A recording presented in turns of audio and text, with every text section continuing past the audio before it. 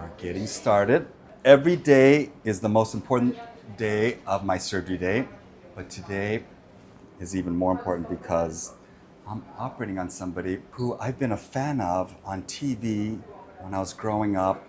And this person's just an amazing person, and another spine surgeon sent him to me. So yeah, I gotta do a great job, so wish me luck, because look at this, it doesn't get any harder than this. So this is a singer, entertainer, actor, star. And when he came today, a bunch of people also lined up to say hi to him. It's so adorable. But he's had previous surgery, which went well, but it's a fusion surgery. And look what happened at the level below. It's starting to wear out. This may have been there before, but because of the stress of this fusion, and because of a midline approach where they take down the multifidus muscle tendons, the dynamic stability of this motion segment is a little compromised. You can't help it when you do fusion surgery through a midline approach. And luckily, this doesn't happen very often, but adjacent level degeneration is a real thing. That's one of the key reasons why I love minimally invasive surgery, where we preserve all the muscles in the back. But that's a different story. And the little openings called the neuroforamen, look how small it is here because of the disc space collapse. Look at that bone spur. Look at the tip of the, what we call the supraarticular process. And the nerve is right here. So every time he stands up or leans back, this closes down, this pushes up, and this gets closer to the exiting nerve root. And pinching the exiting nerve root is not fun. It is painful and can send a zinger down, and he's been struggling with this for a very long time. The most common treatment for this is another fusion, because that way we can open everything up, take all this down, and make sure that there's no bone encroaching on the nerve.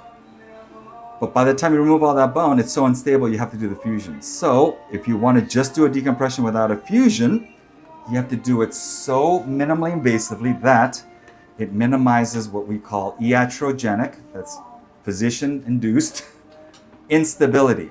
So we want to get in here and do essentially a rotor-rooter job, making more room for the nerves without taking off too many stabilizing structures. It's both bone, disc, and ligament. And picture that I come in not through the midline, but through the transforaminal approach, avoiding all the important muscles in the back, and attack it from here. So it would be like this, not right down the middle. So across here, a transforaminal approach. And I'm going to take down this bone spur, the tip of this bone spur, and then there's a disc right here. I'll show you on the MRI. Right here, look at this thing. It's like a little pebble. We call this a disc osteophyte complex because it's a disc protrusion with a bone spur. Not very inventive, but that's what it is. And you can see that the disc protrusion has an annular tear there. That also can be a pain generator.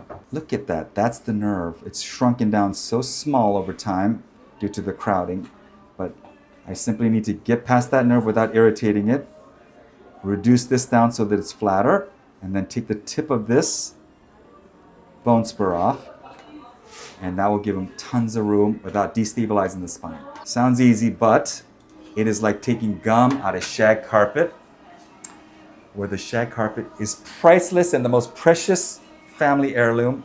And so you have to do that without fraying the fibers of the shag carpet. You gotta be careful, meticulous, and yes, I skipped my OCD medicine for this morning. Wish me luck. This is advanced endoscopic spine surgery right here. Good, I'm glad. He's got good bone. Wow, he's healthy. I think like hypertension. That is rock solid. Can we raise the bed up? I'm pretty sure it's going to be 43 inches.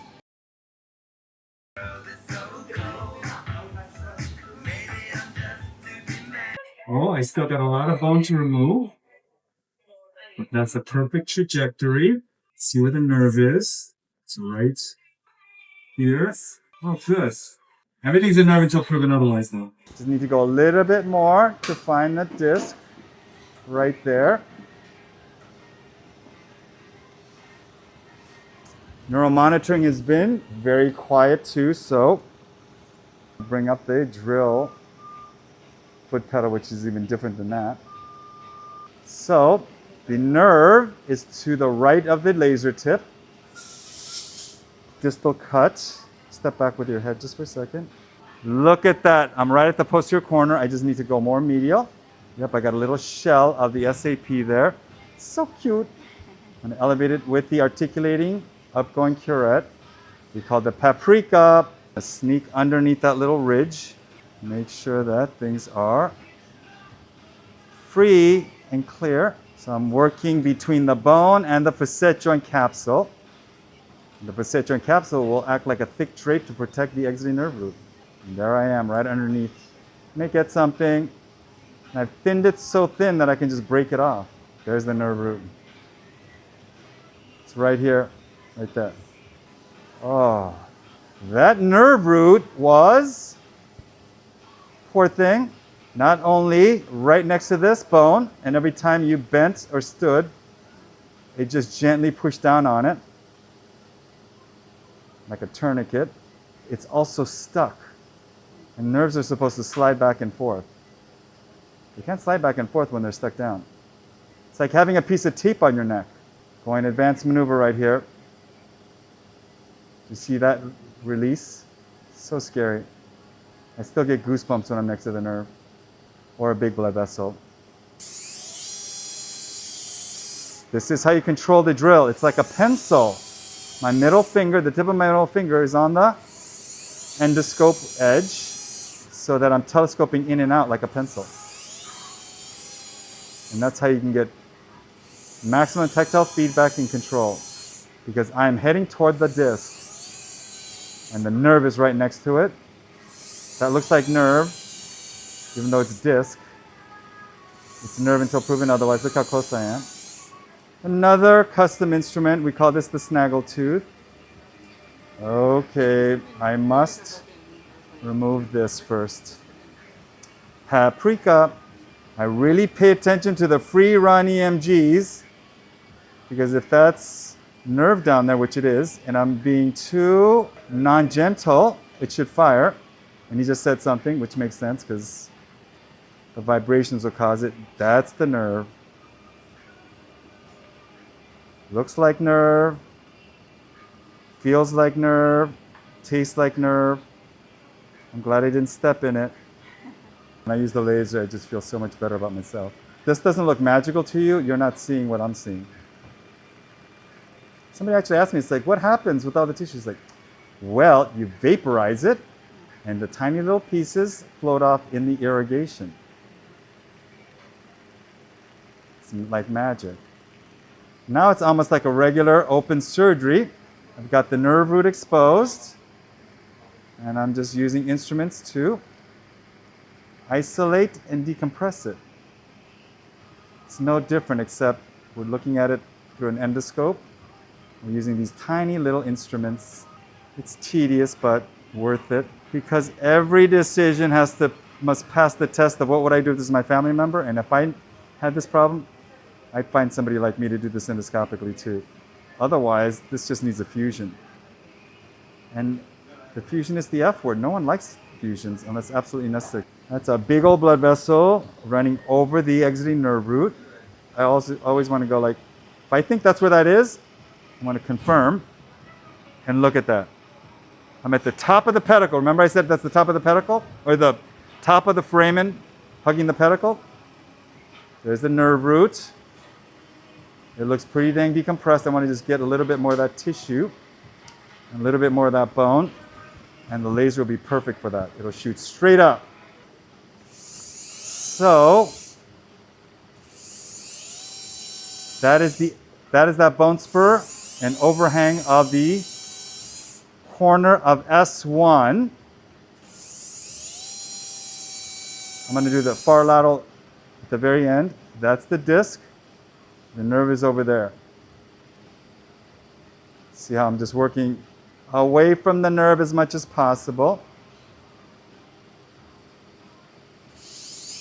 I can't use the burr the whole way, but so far so good. And there is Wagner's arch for reals, canal level. So Wagner's arch is where the pedicle rises to meet the supraarticular process. It becomes a supraarticular process. There's epidural fat right there. That's how I know I'm in the canal. I'm also going to check with navigation, triple check everything. So if you look at the left lower hand image, I'm in the canal, lateral aspect of the canal. If you look at the left upper hand image, I'm at the back of the disc. There's the perineurium. There's the disc underneath. Yep, that's nerve. The L5 nerve root is also susceptible because it's huge. It's just a big, big nerve because it's got a really important job. Okay, salt and pepper. Now articulating down, going curette to push down on it. The one that goes up we call paprika. The one that goes down that we use to push we call salt and pepper. I don't know why, but we do. We just use it to push. And I'm articulating this needle the perfect angle so that it fits right between the exiting nerve root and the bone. I'm surfing the osteophyte that we saw. And of course, guess what happens? All the blood vessels that have been pinched and tamponaded are free and clear, and they start to breathe and bleed. There's that bone spur right here. Right here. Oh, it's like that claw game. It's so awkward. I bet you building a ship in a bottle is kind of like this.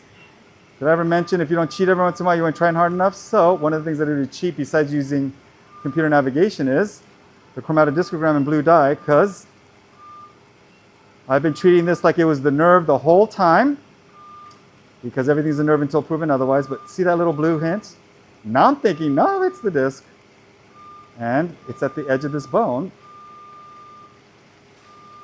So yeah, that sure looks like this now. In open surgery, we would go find the nerve and come back down. But in minimally invasive surgery, we do the exact opposite. We make sure we know where the nerve is, and then we try not to find it. Because as soon as you find it, it will come into the field because it's no longer contained. And when you just have one channel in here, you don't want things to be creeping in here that you don't want creeping in here because it's difficult to get rid of. That's the nerve right there. But the laser is working where that red light is. See how it's aiming away from the nerve? This thing vibrates. When I used to do the surgery with the patient awake, the patient would be like, "What's that tapping?" I'm like, "It's the laser." So remember, it's mechanical energy. So when I'm this close to the nerve, sometimes it will fire. Not because I'm stimulating it, but because I'm just vibrating next to it. But I know exactly where this thing is working. It's working where that red light is. And this nerve is just going to get bigger and bigger and bigger. It's going to swell up. It's not really swelling. It's just filling up with blood. And taking a big breath of fresh air.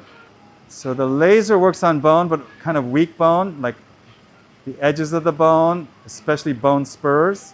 But regular bone needs either the drill or the bone scalpel, ultrasonic bone scalpel. But this is working perfectly because remember, I want to get the perfect balance between removing enough bone to do a decompression, but not so much that I destabilize the spine in any way whatsoever. It's like eating your cake and having it too. It's the one time it's okay. There's tons of room now. Tons of room. Can I have the Stevie? See a pad of fat and be completely free and mobile. Because every time you bend your waist or extend your knee, the L5 nerve root and the S1 nerve root slides almost a centimeter. So it's like having a piece of tape on your neck. There's tons of room now. Tons of room. Can I have the Stevie? Needs to go past the supraarticular process. Just like that. Supraarticular process was that big hook. Okay, I've got that decompressed. I can't go any higher because I'll go into the facet joint. Now I got to get the disc herniation. That's far lateral. And there's the disc. That's where I injected the dye. I bet you there's an empty tent sign right here. Yep. When the disc is normal, this white part called the annulus is like a steel belted radial tire. It is over a centimeter thick. It's both a structural support and contains the gel called the nucleus inside. But look how thin this is. I just fell in with this thing. And look at that, it's coming out, look. I know, it's like popping a pimple. It is kind of gross, and gratifying all at the same time. Now I'm going to do the San Diego pimple popping maneuver. The cannula. Can I have the regular tutary?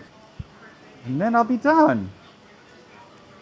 Look at all these pieces. Let's try to save it just in case we can get a pretty picture. There's a piece right there too. Look at my poor left hand. So we are working on figuring out a way to, it's like playing a complex instrument, like a violin. You have to hold it so particular in such a way. More disc. That's where the bone spur is. Now I'm pushing down on the salt and pepper. Again, I don't know why we call it that. I just use it as a pushing down device. And push it real good. There's the bone spur. And there's the undersurface of the exiting nerve root right there. Finally, it's like free. Okay. Now I've got the cannula on the other side of that bone spur right here. You see that? Regular tutary. The Chol Wan Kim San Diego osteophyte shearing maneuver. That's what I call it. I think I need a better name now. It's way too long. There's the bone spur right there. I bet you I'm going to have to take the whole scope out. Can you hold the cannula right there? It looks so big on the endoscope. It's not that big in real life though. Can you hold that? There's the bone. That's the bone spur right there. Look at that. I can't take it out because it's hard. That's more like it. That's okay. It still looks small compared to what it looked like in here. Surgery's all done. So this is where the disc herniation was. It's blue. That's the back of the vertebral body of L5. That's where the bone spur was. That's the back of the vertebral body of S1. Wagner's arch is in there. Our entry point into the canal right here. That's his bone bleeding. That's a mound of disc, but that's not pathologic.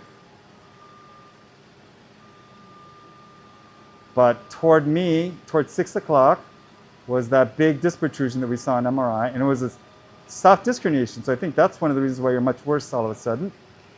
You had disc herniation combined with a bone spur and adjacent level degeneration and the forces that's created by that, on top of inflammation that causes everything to be stuck down. And then here's the exiting nerve root right here. Right? Look at that. And I followed that all the way up. I even looked at it from the other side of the nerve. And I kept its little epineurium and perineurium where all the blood vessels live so that it can still drink oxygen when it needs it. And I also released it so that it's not stuck down anymore. I am feeling really good and praying that you get a great result and you keep making our lives more happy and full with all the wonderful things that you do. Okay, the last little bit, because I have OCD. That was the tip of the supraarticular process. And look at the exiting nerve root now. Oh, totally happy, free, and clear with no doubt. Okay.